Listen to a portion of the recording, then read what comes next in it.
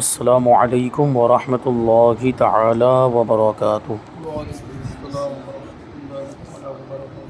نحمده ونصلی ونسلم علی رسولہ الکریم، اما بعد فاعوذ باللہ من الشیطان الرجیم، بسم اللہ الرحمن الرحیم۔ ان اللہ وملائکتہ یصلون علی النبی یا ایہا الذین آمنوا صلوا علیہ وسلموا تسلیما۔ اللہم صلی علی سیدنا و مولانا محمد معدن الجود والکرم وآلہ الکرام وابنہ الکریم وبارک وسلم صلاۃ و سلاما علیک یا رسول اللہ صلی اللہ تعالی علیہ وسلم۔ وہ اسلامی عقیدے کا بیان یہاں مکمل ہوا۔ اب یہاں سے معمولات اہل سنت، معمولات یہ معمول کی جمع ہے، اور معمول کا مطلب ہوتا ہے جو عمل کیا جائے۔ تو اہل سنت و جماعت کے جو عمل ہیں اور جو معمولات ہے، جو ایسے عمل جو اہل سنت و جماعت کی پہچان ہے، یوں کہہ لیجئے کہ جو ضروریات اہل سنت میں سے جو چیزیں ہیں اور جو اہل سنت و جماعت کی علامت اور نشانی کے طور پر وہ چیزیں جانی جاتی ہیں، تو انشاءاللہ تبارک و تعالیٰ وہ یہاں سے یا کے بعد دیگر اس کو شامل کریں گے۔ تو سب سے پہلے ہے کہ یا رسول اللہ اور یا نبی اللہ کہنے کا بیان۔ تو اہل سنت و جماعت حضور پاک صلی اللہ علیہ وسلم کو یا رسول اللہ کہہ کر پکارتے ہیں، یا نبی اللہ یا حبیب اللہ کہہ کر پکارتے ہیں، اور یہ اہل سنت و جماعت کے معمولات میں شامل ہے۔ تو بہت سے مواقع پر صلاۃ و سلام پڑھتے وقت بھی، اور اس کے علاوہ دعا کرتے وقت بھی، اور حضور پاک صلی اللہ علیہ وسلم کی بارگاہ میں استغاثہ پیش کرتے وقت بھی ہم یہ یا رسول اللہ وغیرہ القابات سے حضور پاک صلی اللہ علیہ وسلم کو پکارتے ہیں۔ اس کے بارے میں فرماتے ہیں کہ حضور پاک صلی اللہ علیہ وسلم کو یا رسول اللہ یا نبی اللہ وغیرہ الفاظ و القاب کے ساتھ نزدیک و دور سے پکارنا بالکل جائز ہے۔ یعنی جیسے ابھی ہم ہندوستان میں دور ہیں تو ہم یہاں سے بھی حضور کو یا رسول اللہ یا نبی اللہ کہہ کر پکار سکتے ہیں، اس میں کوئی حرج نہیں، بلکہ ہمارا عقیدہ ہے کہ ہم یہاں سے پکارتے ہیں تو حضور پاک صلی اللہ علیہ وسلم مدینہ منورہ میں اپنے روضہ مبارکہ میں ہماری پکار کو سنتے بھی ہیں اور ہماری حاجتوں کو پورا بھی فرماتے ہیں، کیونکہ اللہ تبارک و تعالیٰ نے ان کو یہ سننے کی طاقت عطا فرمائی ہے۔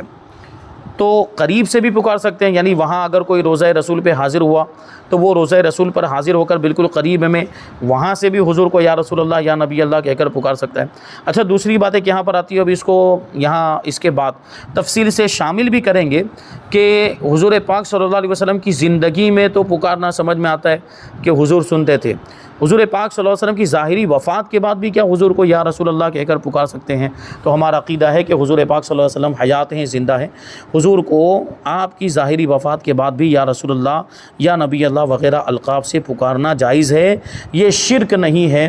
اور اس میں کوئی حرج نہیں۔ قرآن مجید میں بہت سے مقامات پر اللہ پاک نے حضور پاک صلی اللہ علیہ وسلم کو ندا فرمائی، یا ایھا النبی یعنی اے نبی، یا ایھا الرسول اے رسول، یا ایھا المزمل اے چادر اوڑھنے والے، یا ایھا المدثر، تو یہ بھی ہے، تو یہ اس کا بھی معنی ہوتا ہے چادر اوڑھنے والے۔ تو اب یہاں پر دیکھیں اللہ تبارک و تعالیٰ اپنے نبی کو یا ایھا النبی یا ایھا الرسول یا ایھا المزمل یا ایھا المدثر کہہ کر پکار رہا ہے، اور ظاہری سی بات ابھی کوئی یہ کہہ سکتا ہے کہ اللہ تبارک و تعالیٰ تو ہر انسان کی رگے جہاں سے بھی قریب ہے تو وہ پکارے، اللہ تبارک و تعالیٰ کی خصوصیت یہ ہے، لیکن ظاہر سی بات ہے قرآن پڑھنے والا بھی تو یہ الفاظ پڑھے گا، جو بھی قرآن کی تلاوت کرے گا وہ یا ایھا النبی اور یا ایھا الرسول یا ایھا المدثر یا ایھا المزمل وہ پڑھے گا۔ قیامت تک قرآن مجید پڑھا جاتا رہے گا، اس کی تلاوت کی جاتی رہے گی، اور وہ پڑھنے والا اپنے اعتبار سے حضور کو پکارنے کی نیت کے ساتھ پڑھے تو اس میں کوئی حرج نہیں ہے۔ اور حضور پاک صلی اللہ علیہ وسلم کے قریب میں بیٹھ کر تلاوت کرے، روضہ رسول کے پاس بیٹھ کر تلاوت کرے، یا کسی دوسرے ملک میں کسی دوسرے علاقے میں بیٹھ کر قرآن پڑھتا ہو، تو یہ الفاظ تو آنے ہی ہیں۔ ظاہر سی بات ہے قرآن مجید کو جب پورے طور پر ختم کیا جائے تو یہ الفاظ قرآن مجید کے اندر موجود ہیں۔ تو اس سے پتہ چلا کہ حضور پاک صلی اللہ علیہ وسلم کو دور اور نزدیک سے پکارنا جائز ہے۔ یہ آیت کریمہ ان تمام آیتوں میں حرف ندا مطلب جو پکارنے کے لیے عربی میں جو حرف استعمال ہوتا ہے اس کو حرف ندا کہا جاتا ہے۔ جیسے یہاں پر یا آیا ہے، یہ یا کے ساتھ حضور پاک صلی اللہ علیہ وسلم کو خطاب فرمایا ہے، یعنی حضور کو متوجہ کیا اور حضور کو پکارا ہے۔ اب احادیث مبارکہ سے اس کا ثبوت پیش کرتے ہیں کہ حدیثوں سے کیا یہ بات ثابت ہے کہ حضور کو پکارا جائے اور حضور کو ندا کی جائے یا کہہ کر، یا کے لفظ کے ساتھ حضور کو پکارا جائے؟ تو فرماتے ہیں صحیح مسلم میں حضرت سیدنا برا رضی اللہ تعالیٰ عنہ سے روایت ہے، جو حضور اقدس صلی اللہ علیہ وسلم کے مدینہ پاک میں داخلے کا منظر بیان کرتے ہوئے فرماتے ہیں، جب حضور پاک صلی اللہ علیہ وسلم مکہ مکرمہ سے ہجرت کر کے مدینہ منورہ میں تشریف لائے تو اس وقت مدینے والوں کی کیفیت کیا تھی؟ حضور پاک صلی اللہ علیہ وسلم کو دیکھ کر وہ کتنا خوش ہوئے تھے، اور خوشی کے موقع پر انہوں نے وہ کیا کیا تھا، اور وہ اس وقت کا جو منظر تھا اس کو بیان کرتے ہیں کہ عورتیں اور مرد گھروں کی چھتوں پر چڑھ گئے، اور بچے اور غلام گلی کوچوں میں متفرق ہو گئے، یعنی پھیل گئے۔ وہ بچے اور غلام گلی کوچوں میں پھیل گئے اور حضور کا استقبال کر رہے ہیں۔ یہ سب وہ عورتیں اور مرد گھروں کی چھتوں پر چڑھ کے استقبال کر رہے ہیں، اور بچے اور غلام یہ مدینے کی گلی کوچوں میں پھیل گئے، اور سب نعرے لگاتے جاتے تھے، نعرے لگاتے پھرتے تھے۔ وہ بچے اور جو بھی وہ یہ کہتے جاتے تھے، یا محمد یا رسول اللہ، یا محمد یا رسول اللہ صلی اللہ علیہ وسلم۔ اب سوچیں آپ، دیکھیں یہاں پر یا کے ذریعے ندا دی جا رہی ہے، یا کے ذریعے حضور کو پکارا جا رہا ہے۔ تو اگر یہ چیز ناجائز ہوتی یا یہ چیز شرک ہوتی تو حضور پاک صلی اللہ علیہ وسلم اسی وقت روک دیتے کہ یہ مت بولو، اور یا کے ذریعے مجھے نہ پکارو، یا رسول اللہ کہہ کر مجھے نہ پکارو، یا محمد کہہ کر مجھے نہ پکارو، یہ تو شرک ہے۔ حضور پاک صلی اللہ علیہ وسلم نے منع نہیں فرمایا، اس کا مطلب یہ ہے کہ یہ جائز ہے۔ آگے اور فرماتے ہیں، نبی کریم رؤوف الرحیم صلی اللہ علیہ وسلم نے ایک نابینا صحابی کو دعا تعلیم فرمائی۔ نابینا سمجھتے ہیں؟ جس کی آنکھوں کی روشنی ختم ہو گئی، جس کو نظر نہیں آتا ہو، اس کو نابینا کہتے ہیں۔ تو ایسے نابینا صحابی حضور پاک صلی اللہ علیہ وسلم نے ان کو دعا تعلیم فرمائی، جس میں اپنے نام نامی اسم گرامی کے ساتھ لفظ یا ارشاد فرمایا۔ نام نامی یعنی مبارک نام، برکت والا نام، اسم گرامی، اور اس کے ساتھ حضور نے یا جوڑ کر کے اس طرح پکارو، یا کہہ کر پکارو۔ چنانچہ حضرت سیدنا عثمان ابن حنیف صحابی رسول رضی اللہ تعالیٰ عنہ سے روایت ہے کہ ایک نابینا صحابی نبی کریم صلی اللہ علیہ وسلم کی بارگاہ میں حاضر ہوئے اور عرض کیا، یا رسول اللہ صلی اللہ تعالیٰ علیہ وسلم، اللہ پاک سے دعا کیجئے کہ وہ مجھے عافیت دے، مجھے آرام دے دے، مجھے شفا دے دے، یعنی میری بینائی لوٹا دے، میری آنکھوں کی روشنی واپس آ جائے۔ تو حضور پاک صلی اللہ علیہ وسلم نے ارشاد فرمایا کہ اگر تو چاہے تو دعا کر دوں، یعنی تیری نابینا تیری بینائی واپس آ جائے، اس کے لیے میں دعا کر دوں، اور اگر تو چاہے تو صبر کر، یعنی اسی حالت میں رہ، اور یہ تیرے لیے بہتر ہے، یعنی اس کا اچھا پھل تجھے آخرت میں ملے گا۔ اگر تو صبر کر لیتا ہے اس تکلیف پر تو اللہ تبارک و تعالیٰ اس سے بہتر تجھے عطا فرمائے گا۔ لیکن یہ انسان کی فطرت ہوتی ہے۔ انہوں نے عرض کیا، دعا ہی فرما دیجئے، یعنی یا رسول اللہ دعا فرمائے کہ میری آنکھوں کی روشنی واپس آ جائے۔ حضور پاک صلی اللہ علیہ وسلم نے انہیں اچھی طرح وضو کرنے اور 2 رکعت نماز پڑھنے کا حکم دیا، اور فرمایا کہ یہ دعا کرنا، یعنی اچھی طرح وضو کر کے 2 رکعت نماز پڑھو اور پھر یہ دعا کرو۔ وہ کون سی دعا تھی؟ دیکھیے اس دعا میں کیسے الفاظ آ رہے ہیں۔ فرماتے ہیں، اللہم انی اسألک و اتوجہ الیک بمحمد النبی الرحمت یا محمد انی قد توجہت بک الی ربی فی حاجتی ہذہ لتقضی اللہم فشفعہ فی۔ ترجمہ،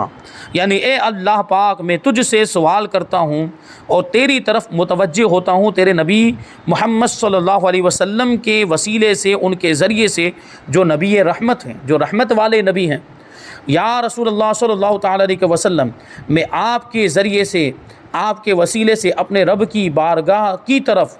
اپنے رب کی طرف اس حاجت کے بارے میں متوجہ ہوتا ہوں تاکہ میری یہ حاجت پوری ہو جائے۔ اے اللہ پاک، ان کی شفاعت میرے حق میں قبول فرما۔ دیکھیں یہاں پہ حدیث کے اندر یا محمد کا لفظ آیا ہے، یعنی یا کہہ کر حضور خود تعلیم فرما رہے کہ یا کہہ کر مجھے پکارو۔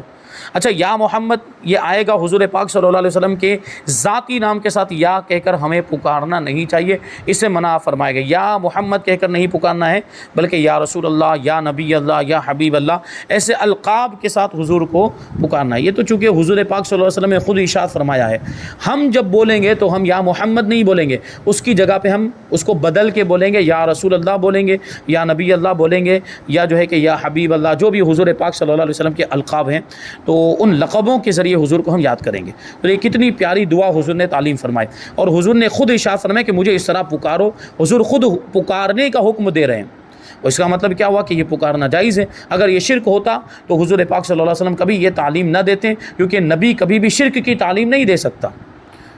حضرت سیدنا عثمان ابن حنیف رضی اللہ تعالیٰ عنہ فرماتے کہ فواللہ ما تفرقنا وطال بین الحدیث حتی دخل علینا الرجل کأنہ لم یکن بہ ضر قط، خدا کی قسم ہم اٹھنے بھی نہیں پائے تھے اور نہ ہی ہماری گفتگو ابھی زیادہ طویل ہوئی تھی، زیادہ لمبی ہوئی تھی کہ وہ شخص ہمارے پاس آئے، وہ نابینا شخص ہمارے پاس آئے، گویا کہ وہ کبھی نابینا ہوئے ہی نہیں تھے، یعنی تھوڑی ہی دیر میں ان کی بینائی واپس آ گئی، یہ دعا کرنے کی برکت سے۔ یعنی کیا مطلب ہوا؟ حضور نے دیکھے ان کو وضو کرنے اور 2 رکعت نماز پڑھنے اور پھر یہ دعا کرنے کا حکم دیا تھا، تو ظاہر سی بات 2 رکعت پڑھنے میں اور دعا کرنے میں تھوڑا سا ٹائم لگے گا، تو اتنی دیر میں یہ بیٹھے ہوئے تھے۔ حضرت عثمان ابن حنیف کہتے ہیں کہ ہم اپنے ساتھیوں کے ساتھ بیٹھے ہوئے تھے، وہ گئے، انہوں نے نماز پڑھی ہوگی، وضو کیا ہوگا، نماز پڑھی ہوگی اور پھر یہ دعا کی ہوگی، واپس آئے تو ان کی جو روشنی تھی، جو بینائی تھی، وہ واپس آ چکی تھی اور ایسا لگ رہا تھا کہ کبھی وہ نابینا ہوئے ہی نہیں تھے۔ یہ ظاہر سی بات ہے کہ حضور جن کے لیے دعا کر دیں تو پھر ان کی حضور کی تو دعا جو ہے کہ رد ہو ہی نہیں سکتی، اور سید الانبیاء ہیں۔ تو معلوم ہوا کہ غیر اللہ کو یعنی اللہ کے علاوہ دوسری کسی عظیم شخصیت کو لفظ یا کے ساتھ پکارنا یہ شرک نہیں۔ اگر یہ شرک ہوتا تو قرآن و حدیث میں غیر اللہ کے ساتھ لفظ یا نہ آتا، اور خلق کے رہبر شافع محشر صلی اللہ علیہ وسلم ہرگز اس کی تعلیم ارشاد نہ فرماتے، اور نہ ہی صحابہ کرام علیہم الرضوان اس پر عمل پیرا ہوتے۔ اس کا مطلب یہ ہے کہ اللہ تبارک و تعالیٰ نے قرآن مجید کے اندر خود اپنے نبی کو یا کے ذریعے پکارا، حضور نے خود اپنے صحابہ کو تعلیم دی۔ اس کا مطلب کہ یہ شرک نہیں ہے، غیر اللہ کو یا کے ذریعے پکارا جا سکتا ہے، اور صحابہ کرام نے بھی اس پر عمل کیا، تو اس سے ہمیں پتہ چلتا ہے کہ یہ بالکل جائز ہے، اس میں کوئی حرج نہیں ہے۔ اب آگے سوال ہے کہ قرآن مجید اور حدیث پاک میں تو رسول اکرم صلی اللہ علیہ وسلم کو ان کی حیات ظاہری میں پکارنے کا ذکر ہے کہ حضور جب ظاہری طور پر زندہ تھے تو اس وقت یہ پکارنے کا ذکر ہے۔ کیا حضور نبی کریم صلی اللہ علیہ وسلم کے اس دنیا سے پردہ فرمانے کے بعد بھی پکارنا ثابت ہے کہ حضور کی ظاہری وفات کے بعد بھی حضور کو پکارا جا سکتا ہے، جیسے ابھی ہم ہندوستان میں رہتے ہوئے حضور کو پکارتے ہیں یا روزہ رسول پر حاضر ہو کر حضور کو پکارتے ہیں؟ تو اس کے بارے میں کوئی دلیل ہو تو جواب میں فرماتے ہیں جی ہاں، حضور پاک صلی اللہ علیہ وسلم کی وصال ظاہری کے بعد بھی صحابہ کرام علیہم الرضوان اور سلف صالحین یعنی بزرگان دین، اللہ کے نیک بندے، آپ صلی اللہ علیہ وسلم کو پکارتے رہے ہیں، اور اس کی سب سے بڑی دلیل تو التحیات کے ضمن میں نبی کریم صلی اللہ علیہ وسلم کو پکارنے کی ہے۔ التحیات ہم پڑھتے ہیں، اس میں آتا ہے السلام علیک ایھا النبی ورحمۃ اللہ وبرکاتہ۔ اس کا مطلب ہی کیا ہوتا ہے کہ اے نبی آپ پر سلام ہو، اللہ کی رحمت ہو اور برکتیں ہوں۔ تو یہ پکارا جا رہا ہے۔ اب نمازی ظاہری سی بات ہے، نماز صرف ایسا تو نہیں کہ صرف حضور کے زمانے میں پڑھی جاتی تھی ظاہری زمانے میں، بلکہ نماز تو ابھی تک پڑھی جا رہی ہے، اور جو بھی مومن قیامت تک جو بھی ایمان والے آتے رہیں گے وہ نماز پڑھتے ہی رہیں گے۔ تو حضور کا ظاہری زمانہ اگرچہ ختم ہو چکا ہے، لیکن پھر بھی التحیات پڑھی جا رہی ہے، اور التحیات میں حضور کو لوگ پکار رہے ہیں۔ اس کا مطلب یہ کہ حضور کو پکارنا یا کے ذریعے سے یا ایھا وغیرہ الفاظ کے ذریعے جو ندا کے حروف ہوتے ہیں ان کے ذریعے پکارنا، یہ صرف حضور کی ظاہری حیات کے ساتھ خاص نہیں، بلکہ ظاہری طور پر پردہ فرمانے کے بعد بھی حضور کو پکارا جا سکتا ہے، کیونکہ التحیات میں ہم اب بھی پکار ہی رہے ہیں، اور پکارنے میں کوئی حرج نہیں۔ ورنہ تو التحیات کو بند کر دینا چاہیے، یہ حکم ہوتا کہ التحیات کو صرف میری ظاہری زندگی میں پڑھا جائے، اور جب میری وفات ہو جائے تو التحیات میں یہ لفظ نکال دیا جائے، لیکن حضور نے یہ نہیں فرمایا۔ وہ لفظ آج بھی موجود، وہ جملہ آج بھی موجود ہے، السلام علیک ایھا النبی ورحمۃ اللہ، یہ آج بھی موجود، اور آج بھی ہر نمازی اپنی نماز کے اندر یہ جملہ پڑھتا ہی ہے۔ اس کا مطلب یہ ہے کہ اب بھی حضور پاک صلی اللہ علیہ وسلم کو پکارنا جائز ہے۔ اور پھر ایسا بھی نہیں ہے کہ جو وہاں نماز پڑھ رہا ہو، مسجد نبوی کے اندر نماز پڑھ رہا ہو تو وہ التحیات میں یہ جملہ پڑھے گا، اور جو دوسرے علاقوں میں یا دوسرے ملکوں میں اگر التحیات پڑھ رہا ہو تو وہ نہیں پڑھے گا، ایسا بھی ذکر نہیں۔ ہر نمازی کے لیے یہ یکساں حکم ہے، ہر نمازی کے لیے یہی پڑھنے کا حکم آیا ہے کہ وہ السلام علیک ایھا نبی، چاہے وہ کسی بھی جگہ پر ہو، چاہے وہ قریب ہو یا دور ہو، اس کو التحیات کے اندر یہ کلمات پڑھنے ہیں، ورنہ اس کی التحیات ادھوری رہ جائے گی اور واجب ادا نہیں ہو پائے گا۔ بہرحال تو وہاں ہم التحیات کے اندر یہ پڑھتے ہیں، تو یہ بہت بڑی دلیل ہے، کیونکہ ہر نمازی نماز میں تشہد پڑھتا ہے، اور نبی کریم صلی اللہ علیہ وسلم کی بارگاہ اقدس میں ان الفاظ یعنی السلام علیک ایھا النبی ورحمۃ اللہ وبرکاتہ کے ذریعے سلام پیش کرتا ہے۔ اس سلام میں پکارنا بھی ہے اور حضور پاک صلی اللہ علیہ وسلم کو مخاطب کرنا بھی ہے، متوجہ کرنا بھی ہے، دونوں چیزیں اس میں پائی جا رہی ہے۔ آپ صلی اللہ علیہ وسلم کی حیات ظاہری میں بھی دور و نزدیک سے یہ سلام آپ کی بارگاہ اقدس میں پیش کیا جاتا تھا، اور وصال ظاہری کے بعد بھی پیش کیا جا رہا ہے، اور قیامت قیامت تک پیش کیا جاتا رہے گا، کیونکہ قیامت تک نماز پڑھی جاتی رہے گی اور تحیات بھی پڑھی جاتی رہے گی اور حضور کی بارگاہ میں یہ سلام پیش کیا جاتا رہے گا۔ حضور پاک صلی اللہ علیہ وسلم اللہ پاک کی عطا سے اس سلام اور پکار کو سنتے ہیں اور جواب بھی عطا فرماتے ہیں۔ ہم جب حضور کی بارگاہ میں سلام پیش کرتے ہیں تو حضور سماعت فرماتے ہیں، اللہ نے آپ کو سننے کی طاقت عطا فرمائی ہے، دور کی باتوں کو بھی سن لیتے ہیں، قریب کی باتوں کو بھی سن لیتے ہیں اور جواب بھی عطا فرماتے ہیں، جیسا کہ حضرت سیدنا شیخ یوسف ابن اسماعیل نبہانی رحمۃ اللہ تعالی علیہ فرماتے ہیں کہ بعض اولیاء نے بطور کرامت اپنے قول السلام علیکہ ایھا النبی ورحمۃ اللہ وبرکاتہ کے جواب میں نبی کریم صلی اللہ علیہ وسلم کا جواب عطا فرمانا سنا ہے، کہ اللہ کے ولی ان کا مرتبہ بہت بلند و بالا، تو اللہ تبارک و تعالیٰ ان کو بھی ایسی طاقت و قوت عطا فرمائے۔ حضور ہمارے سلام کا بھی جواب دیتے ہیں، لیکن ہمارے کانوں میں وہ طاقت نہیں کہ ہم حضور کے جواب کو سن لیں، لیکن اللہ کے ولیوں کے پاس وہ طاقت ہوتی ہے۔ تو اللہ کے بعض ولیوں نے حضور کے جواب کو سنا بھی ہے، انہوں نے جب السلام کہا، حضور کی بارگاہ میں سلام پیش کیا اور حضور نے جو جواب دیا تو اللہ کے بعض اولیاء کرام نے اس کو سنا بھی ہے۔ اور یہ کون؟ بڑے ہی معتبر عالم دین اور بہت بڑے مفسر ہیں جن کی تفسیر بڑی مشہور ہے، تفسیر روح البیان کے نام سے۔ یہ شیخ یوسف ابن اسماعیل نبہانی یہ فرما رہے ہیں کہ بعض اولیاء کرام نے حضور کا جواب سنا بھی ہے، اور یہ محال اور ناممکن نہیں ہے، کیونکہ اللہ پاک نے حضور پاک صلی اللہ علیہ وسلم کو غیب پر مطلع فرمایا، غیب کا علم عطا فرمایا، اور حضور پاک صلی اللہ علیہ وسلم غیب کی باتوں کو جانتے ہیں، اور ہر اس شخص کا کلام سننے کی طاقت عطا فرمائی ہے جو دور و نزدیک سے آپ صلی اللہ علیہ وسلم سے مخاطب ہوتا ہے، جو حضور کو قریب سے اور دور سے پکارتا ہے، اس کو سننے کی طاقت اللہ تعالیٰ نے عطا فرمائی۔ اور اللہ پاک کے یہاں اس بات میں بھی کوئی فرق نہیں ہے کہ یہ کلام سننا حضور پاک صلی اللہ علیہ وسلم کی حیات ظاہری میں ہو یا وصال ظاہری کے بعد ہو، یعنی حضور پاک صلی اللہ علیہ وسلم حیات ظاہری میں تو سماعت کرتے ہی تھے، ظاہری طور پر دنیا سے تشریف لے جانے کے بعد بھی حضور پاک صلی اللہ علیہ وسلم ہمارے سلام کو سنتے ہیں، ہماری فریاد کو سنتے ہیں، ہمارے پکارنے کو سنتے ہیں۔ تحقیق یہ بات درست ہے کہ آپ صلی اللہ علیہ وسلم اپنی قبر انور میں زندہ ہیں۔ نیز حضرت ابوبکر صدیق رضی اللہ تعالیٰ عنہ کے زمانے میں نبوت کے جھوٹے دعوے دار مسیلمہ کذاب کے خلاف مسلمان اور مرتدین کے درمیان جنگ یمامہ ہوئی، جس میں مسلمانوں کا نعرہ تھا یا محمدہ، یعنی اے محمد صلی اللہ علیہ وسلم ہماری مدد فرمائیں۔ تو یہ صحابہ کرام نے حضور کو جنگ یمامہ میں پکارا تھا، اور یہ جنگ یمامہ کب ہوئی؟ حضور کی ظاہری حیات کے بعد ہوئی۔ حضور پاک صلی اللہ علیہ وسلم کے ظاہری طور پہ دنیا سے تشریف لے جانے کے بعد ہی مسیلمہ کذاب نے نبوت کا جھوٹا دعویٰ کیا تھا، اور یہ صحابہ کرام کا عقیدہ کہ حضور خاتم النبیین ہیں، حضور کے بعد کوئی نبی نہیں ہو سکتا، اسی لیے تو مسیلمہ کذاب سے جنگ کی، اور جو اس کے ساتھ شامل ہو گئے تھے وہ سب مرتد ہو گئے تھے، اسلام سے پھر گئے تھے، تو ان کے ساتھ بھی جنگ ہوئی، اور اس جنگ کو جنگ یمامہ کہا جاتا ہے۔ اور اس میں صحابہ کرام نے نعرہ لگایا تھا یا محمدہ کے ذریعے سے، اس کا مطلب ہے کہ حضور کو پکارنا جائز ہے، ظاہری حیات میں بھی پکارنا جائز تھا، اور ظاہری حیات کے بعد اب بھی حضور کو پکارنا جائز ہے۔ اب ایک اور چیز، بہت اہم بات، سوال ہے کہ کیا ہمارے بزرگان دین نے بھی نبی کریم صلی اللہ علیہ وسلم کو پکارا تھا؟ وہ بھی حضور کو اس انداز میں پکارا کرتے تھے؟ جواب جی ہاں۔ حضرت عبداللہ ابن عمر رضی اللہ تعالیٰ عنہما کا پاؤں سو گیا، یعنی بالکل سن ہو گیا، سو گیا مطلب کام کرنا بند کر دیا، تو کسی نے کہا کہ انہیں یاد کیجئے جو آپ کو سب سے زیادہ محبوب ہیں، یعنی اس شخصیت کو یاد کیجئے جس سے آپ سب سے زیادہ محبت کرتے ہیں۔ تو حضرت عبداللہ ابن عمر رضی اللہ تعالیٰ عنہ نے بلند آواز سے کہا یا محمدہ، تو فوراً آپ کا پاؤں ٹھیک ہو گیا۔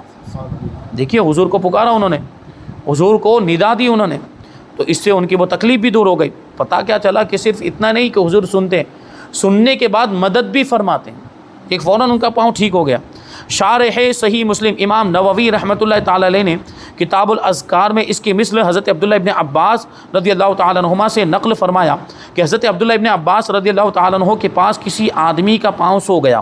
یعنی وہ پاؤں سن ہو گیا، کام کرنا بند کر دیا۔ تو حضرت عبداللہ ابن عباس رضی اللہ تعالیٰ عنہما نے فرمایا کہ تو اس شخص کو یاد کر جو تمہیں سب سے زیادہ محبوب اور پیارا ہے، تو اس نے یا محمدہ کہا تو اس کا پاؤں اچھا ہو گیا۔ یہ اسی طرح کی روایت ہے۔ اعلیٰ حضرت امام احمد رضا خان رحمۃ اللہ تعالیٰ علیہ ارشاد فرماتے ہیں، اور یہ امر